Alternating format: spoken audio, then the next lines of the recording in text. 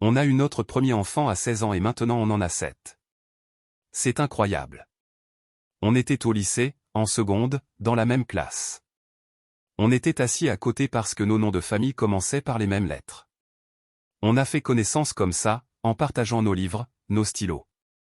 Puis on a commencé à discuter par texto, au téléphone, et ça s'est fait presque tout seul. À l'époque, il y avait MSN. Les textos n'étaient pas illimités. Elle avait un forfait illimité, moi non. Alors je la bipais sur MSN, elle se connectait et on discutait. C'était gratuit, illimité. Aujourd'hui on ne se rend pas compte, mais à l'époque il fallait compter les caractères, 160 maximum. Les sentiments sont venus naturellement. On ne sait même pas quand c'est devenu plus que de l'amitié. On s'est mis ensemble le 24 novembre 2003. Puis il y a eu l'annonce de la première grossesse. Elle a fait un déni de grossesse jusqu'à 7 mois. Elle prenait du poids mais n'en parlait pas.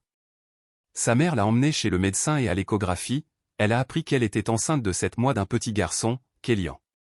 Les débuts ont été compliqués. Les parents ont été choqués. Il y a eu de la peur, de la déception, beaucoup d'émotions.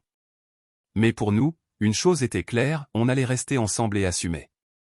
Elle m'a annoncé la grossesse par texto, depuis le balcon d'une copine. J'étais en sortie scolaire. Je suis devenu blanc en lisant le message. Je n'avais même pas de crédit pour répondre. On s'est vraiment parlé le lendemain au lycée. Sa mère l'a beaucoup grondé au début, puis les choses se sont apaisées après un appel avec moi. Son grand frère est venu me chercher à l'école pour me parler. Il m'a dit qu'il fallait assumer. J'ai ensuite été voir son père pour lui annoncer moi-même. Petit à petit, les familles ont accepté et nous ont soutenus. Quand Kélian est né, elle a accouché quasiment seule à 4h05 du matin. Personne ne la prenait vraiment au sérieux au début. La naissance a été un déclic. Elle dit que son fils l'a remise sur le droit chemin. Elle a changé son comportement, ses notes ont évolué, elle a redoublé puis repris l'école sérieusement. On voulait prouver qu'on pouvait y arriver. Beaucoup parlaient, nous jugeaient. On était jeunes parents au lycée. Mais on faisait tout pour lui. Lycéen le jour, parents le soir. On a eu le bac la même année. Elle a commencé un BTS puis arrêté pour travailler et prendre un appartement. Moi, j'ai continué mes études en informatique jusqu'au BTS. On a vécu ensemble en 2009, quand Kélian avait 4 ans. 5 ans après, on a eu notre deuxième enfant. J'ai obtenu mon BTS en juillet, elle est née en août. On avait trouvé le bon compromis. Puis un troisième, dans notre appartement HLM. On voulait une maison, un jardin, des barbecues en famille. On a lancé le projet.